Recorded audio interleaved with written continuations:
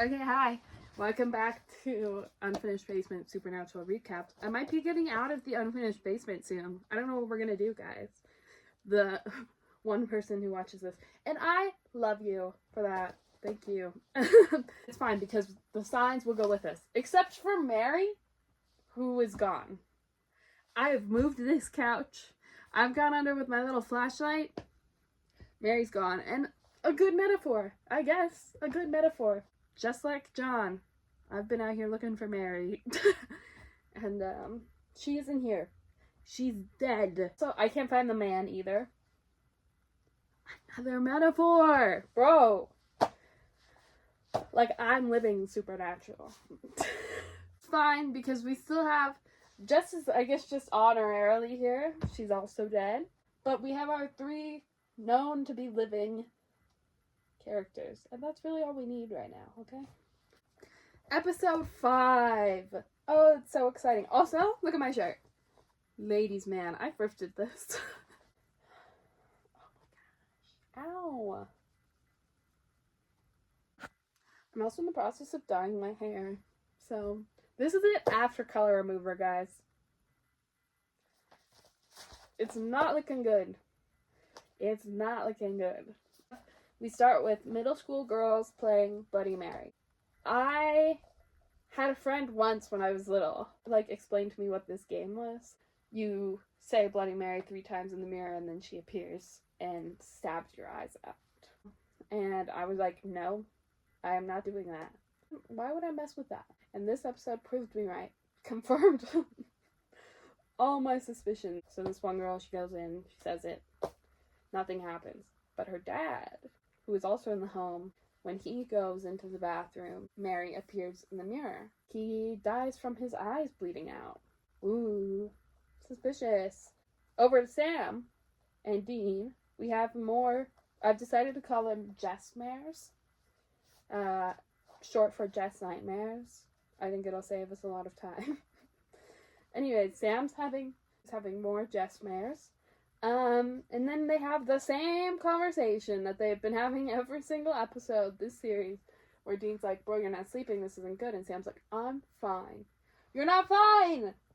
Honestly, we should have a tally. We should have a tally of the number of times Sam or Dean say they're fine and they're not fine. So Sam's gonna say, bro, just communicate for that, for saying he's fine when he's not fine, again. They find out about this thing with the dad and the middle school girls, and Sam's like, kids play this thing all over the country and no one dies. So they're like, maybe this is where the legend began, maybe this is where Mary died, so she's haunting the town. And they're like, why did the dad die and not the girl who actually said it? Like, it doesn't match up with the legend. Then a second person dies. Ooh, that's kind of how, if you haven't noticed, there's a pattern. One person dies, and then we don't have enough information to go off of, so a second person has to die. This time, the person did say she said Bloody Mary. We watch her die, and her reflection as she's dying says, you killed that boy. What boy? Who are we talking about, Mary? What boy? Now this is getting interesting. Sam and Dean use night vision and black light to search the scene. I don't think they ever use night vision or black light again. I think this is a one-time thing. Which, in theory, they have this stuff in their car, so I don't know why we don't use it more often. And they find the names of people written on the mirrors, where both the girl died and the dad died. And they have names of murder victims. Oh, the boy who died, that must be his name. Oh my gosh, she killed him, whatever. The first guy who died, who was killed by Mary, he killed his wife. The girl that died, name that's on the mirror, is the name of a boy that was killed in a hit and run. And it turns out the girl that Mary killed is the one that hit the kid and killed him. So that's who the boy was. So there's a pattern. Mary's killing people who have murdered. And also their murders have been kept secret. They can't find a Mary who died in the town. They find a Mary in kind of a nearby-ish town. She was killed by someone who cut out her eyes. They could never prove who it was, but there's a cop that says that there was a surgeon that she was seeing, and she was going to tell his wife about their affair, and he believes that the surgeon killed Mary because the eyes were cut out with precision. So Mary was cremated. So normally they would be looking for like her body, her bones, which we'll get more into in episode 7. They're like, okay, well maybe she's appearing in these mirrors, right? Let's look for the mirror she died in front of, because she was killed in front of a mirror. Okay, that's kind of her thing. She keeps appearing in mirrors, you know, before the people die. Mirrors, reflections, they see her for a little bit before they die. And, you know, I was thinking, not currently, because right now I'm in a basement, but before, when I had my my own place, I had it like covered in mirrors. Covered in mirrors. Mirrors everywhere. I was always buying mirrors. I love a mirror because I'm a Leo. And what am I supposed to do? I want to look at myself, okay? So anyways, this would have been really bad for me. Mary would have got me. Mary would have got me hardcore. Except I haven't killed anybody. So, we're fine. That you know of. Anyway, they're looking for the mirror that Mary died in front of. They think, like, her spirit has attached to that mirror. And so they're like, let's destroy the mirror. And Mary will go away. So, they find out that the mirror was donated to an antique store in the town where all the murders are happening. Okay, so we have our connection to the town. Finally. Yay. So we have a third person that Mary is trying to kill. So she's already seeing Mary, you know, in reflections and stuff. But Sam and Dean, like, save her, put her in a room without mirrors, whatever. So they're like, so what's your deal? You know, who did you kill? So far, we have a guy that killed his wife and lied to everybody about how she died. He also had children, right? So, horrific. Good job, Mary. Second, we have a woman who killed a kid in a hit and run. Okay, Mary, do your thing. So, like, honestly, again, so far we're like, why do we need to stop Mary, you know? But this third victim kind of changes things. So, her story is that she had, like, a really angry boyfriend. She kind of, like, implies that he was, like, physically abusive. He threatened to kill himself when she broke up with him. Bro. Like, I can't live without you. I'm gonna have to kill myself without you. You can't leave me. Oh my gosh. And do you know what she said? She said, go ahead. And as she should. That's what I would say. That's what I would say. I would say, go. I ran out of storage.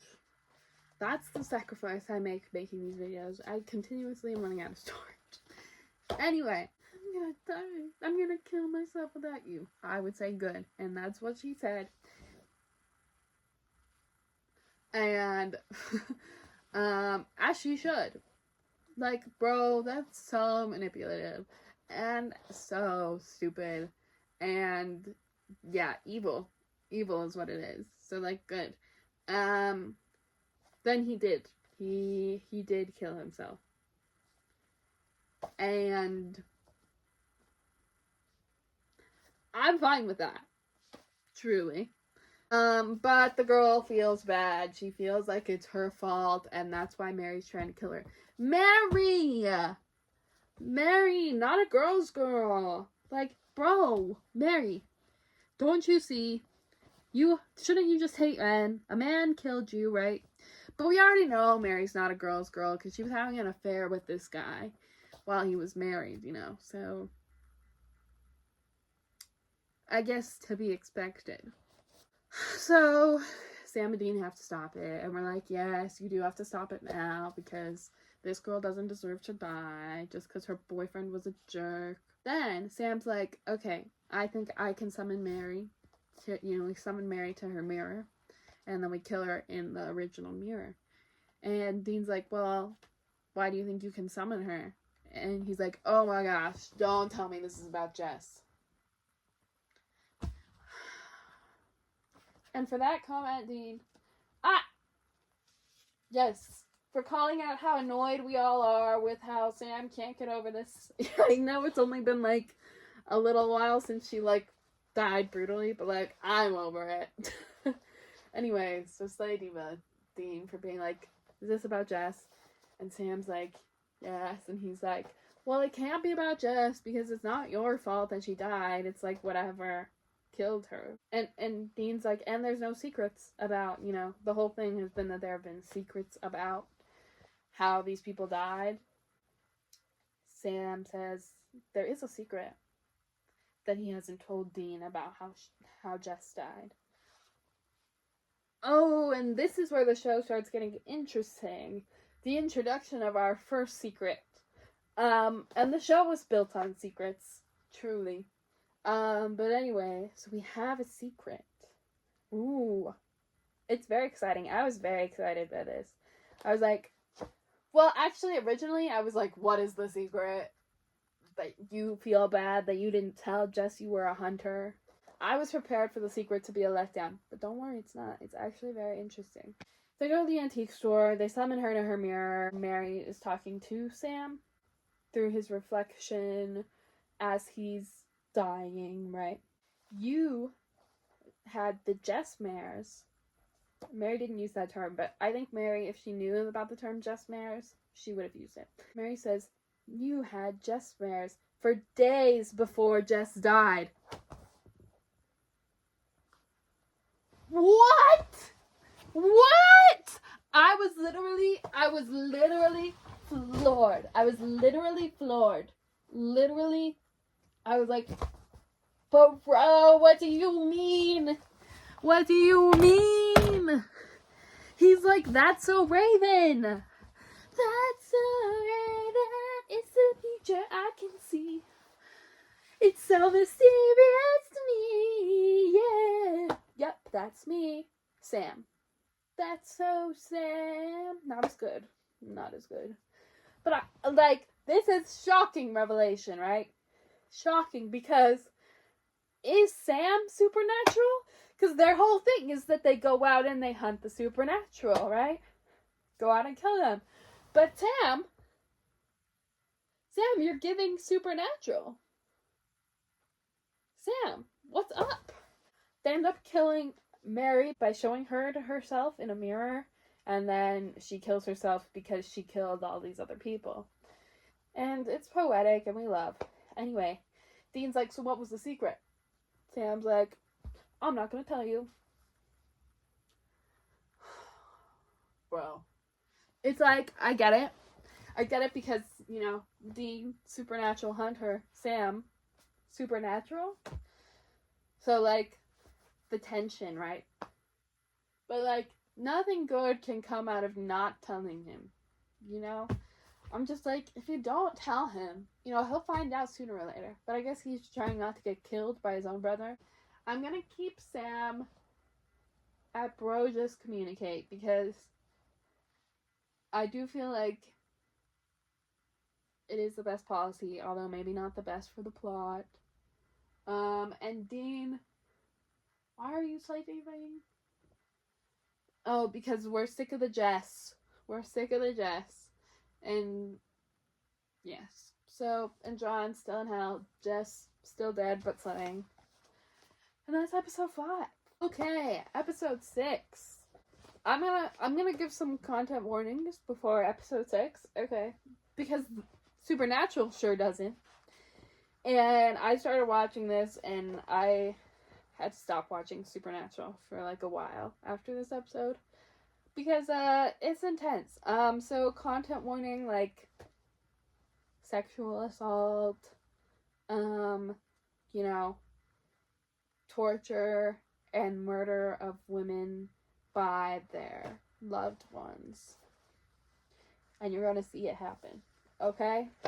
So, content warning if you choose to watch this episode. That is something you're gonna have to see. And I did not want to see that. I don't think they have any women producers at this point. So, it's pretty obvious. Luckily, this isn't like the main thing. We're not gonna like spend the whole show watching women be like brutally tortured and assaulted, but it is this episode. Not great. It's not great. If you want, you can skip to episode 7. But I'm not really going to talk about that stuff very much. There is some important stuff in this episode, though. So feel free to watch my recap instead of watching the show if you like. But yeah, you do need to know stuff about this episode. I ran out of storage again. Okay, so we open with, we see a woman being bound and tortured. The cops show up, and she, like, indicates to them where the person who did this to her is. Then we get to see him get caught by the cops. Guess who it is? Reveal. It's Dean. What? And for that, Dean, hell. For that, Dean, hell. This woman is like, you know what? I'm not going to get into it. We're not going to get into it. If you want to see what happened to her, you can. But yes, so that's the opening scene. And then we flash back to about a week ago. But we're like, how does this happen? How do we get here, right? And obviously we're like, something must have happened, right? This couldn't have been Dean. Like, what's going on? But it's a great attention grabber. In this episode, we find out that Sam keeps in touch with his Stanford friends. And Dean says, you have to cut them off. It doesn't work with this lifestyle to have, like, normal people friends. And when I originally watched this episode, I disagreed with Dean. I was like, bro, let Sam have friends. You know, it's healthy to have friends. It's giving, it's giving Star Wars when they're like, Anakin, you can't have any relationships with anyone. You just have to be a Jedi. That's not healthy. It's not healthy. Obviously, Anakin becomes a mass murderer. We don't need to do that to Sam. I think a good distinction, though, is that Dean's like, you can have friends that are in this life, but not normal people friends. And I think that's the way to go. Sam's like, no, I can still have friends. And then we find out that one of Sam's friends from Stanford was framed for murder. And his sister is emailing Sam, because remember, we're in the early 2000s. Why am I like, it's just my head? That's so silly. I'm literally just like a floating head. Yeah, and then you can see more of my craft projects. Anyway, okay, so Sam's friend's sister is emailing Sam and is like, your friend, Zach, has been framed for murder. And there's video footage of him, like, killing his girlfriend.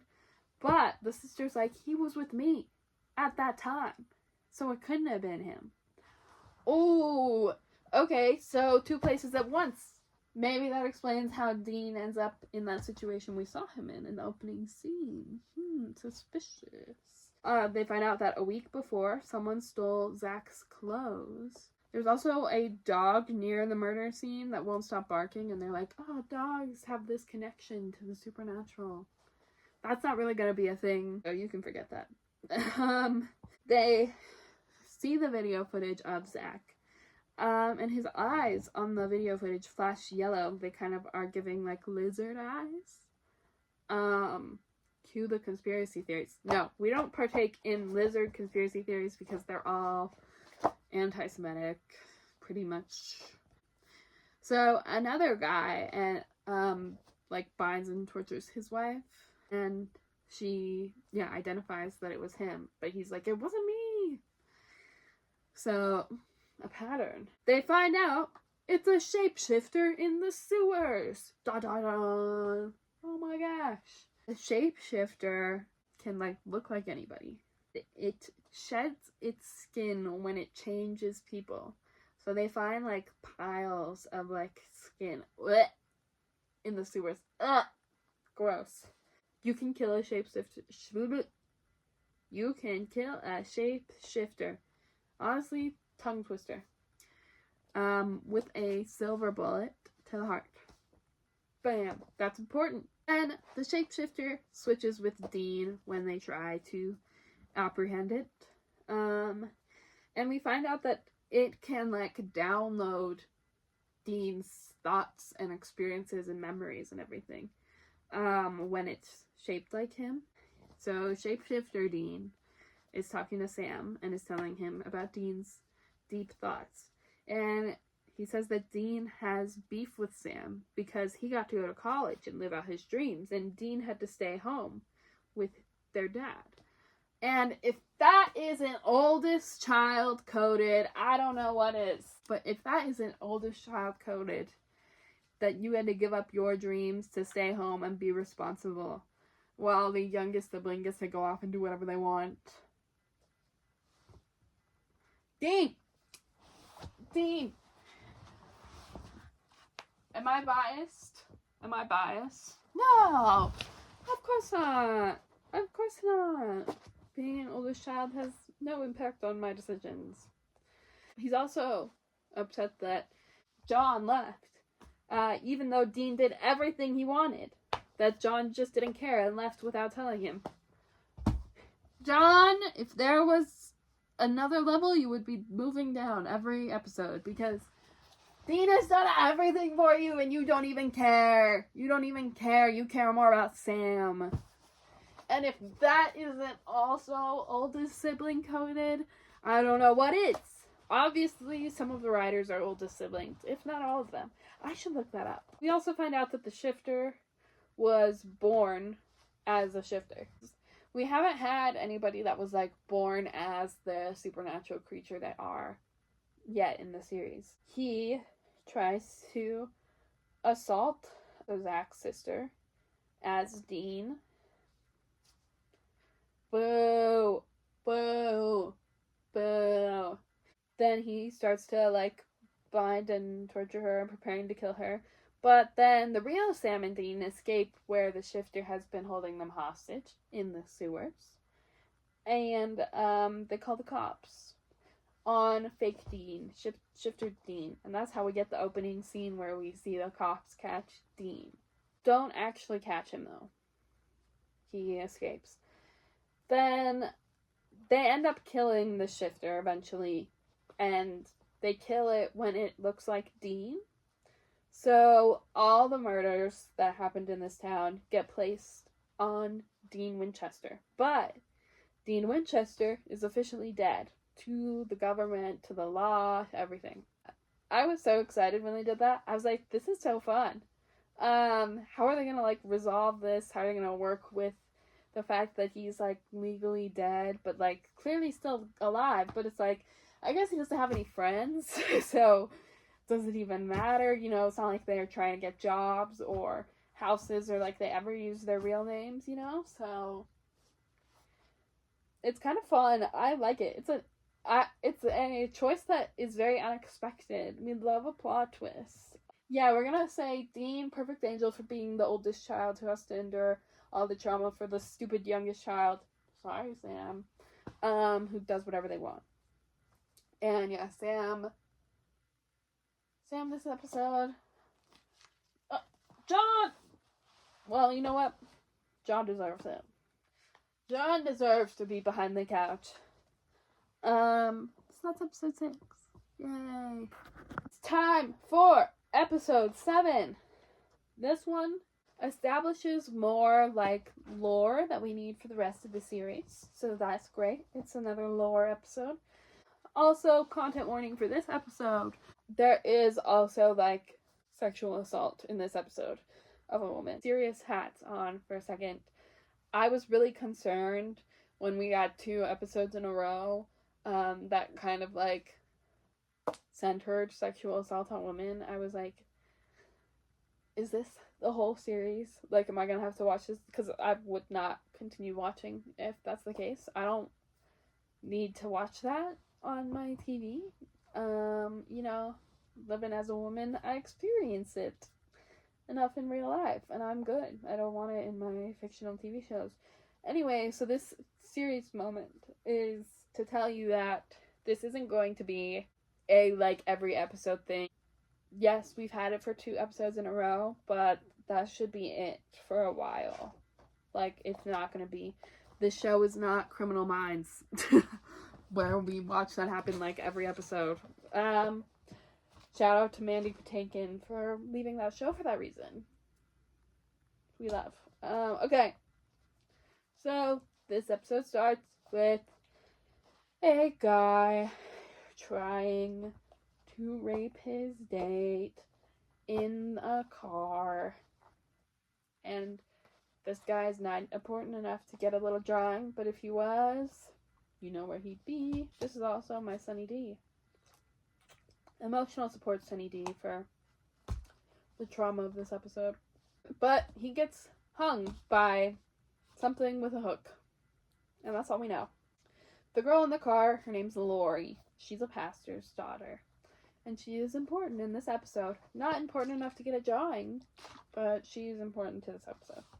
So we learn that there's a Hookman legend. Did any of you hear about this legend before? They're treating it like Bloody Mary. I'm like, I'd never heard of this in my life. Bloody Mary for sure.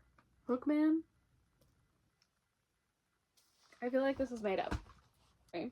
There was a preacher who had a hook for a hand because his hand got lost in an accident or something. He killed a bunch of prostitutes in the name of religion, and then he died or was murdered. I don't know. We hate him. We are pro sex workers on this page. We love our sex workers and value their safety, which is not valued by the system. So the Hookman, that's where the Hookman legend comes from, this story. In this episode, we learn that salt slows spirits down, and that they have guns that they have loaded with rock salt so that they can shoot at spirits. And that will be important for the rest of the show. Then Lori's roommate dies the same way as the horrible man in the car with Lori did. Then Dean says, this is so interesting to me. Dean says, that's definitely a spirit. And he does that. I don't think he ever does this again in the whole show, but I thought it was pretty adorable. That's definitely a spirit. That's my favorite quote from this episode. If they have good quotes, I'll tell you my favorite quote from the episode. Some of them don't have good quotes, especially at the beginning. But anyway, that's definitely a spirit. And Sam says, I've never smelled ozone so strong. This is not consistent either. They're never going to talk about the smell of ozone again. You would think they would, but they don't. So then they're like, we need to burn the bones of this preacher. Because if you salt and burn the bones, it puts the spirit to rest. Then they can't be a ghost anymore. That's important for the whole series. That's going to be a consistent thing. But the trouble is the preacher was buried in an unmarked grave. So they're like, bro. They also find out that, like, pastors throughout history in this town, they have had, like, invisible murders happen around them in the name of God. So they're like, it must be the pastor, Lori's dad, that's, like, doing this. And they say that spirits can haunt people, like, they can haunt houses, where they attach and feed on the emotions of the person, often without them knowing. So, like, the theory is that the pastor could have, like, these thoughts about, like, oh, this guy, you know, he's being immoral, or my daughter's roommate's being immoral, and I don't want her to be around my daughter anymore. So then the spirit attaches onto that emotion and kills the roommate. Dean eventually finds the bones of the original preacher and burns them, but it doesn't stop the Hookman. Ooh, what are they gonna do? They also realize when the Hookman tries to kill the preacher, that it's actually attached to Lori and Lori's emotions. Also in this episode, Lori kisses Sam, and Sam's like, no, sorry, I can't. My girlfriend just died. R.I.P. Jess. And she's understanding about it, which is a slay. Anyways, they realized they should probably burn the hook, because it was, like, something he was really attached to, and it was kind of, like, part of his body or whatever. They find out it was reforged into silver among the church's belongings. It turns out to be in Lori's necklace, the Hook's medal. So they burn the necklace, and then the Hook man's gone. Yay! And that's the end of that episode. This episode is really just another context episode for like how you deal with spirits. Yeah, neither of them stood out to me this episode. You guys were just kind of like fine. So that's that.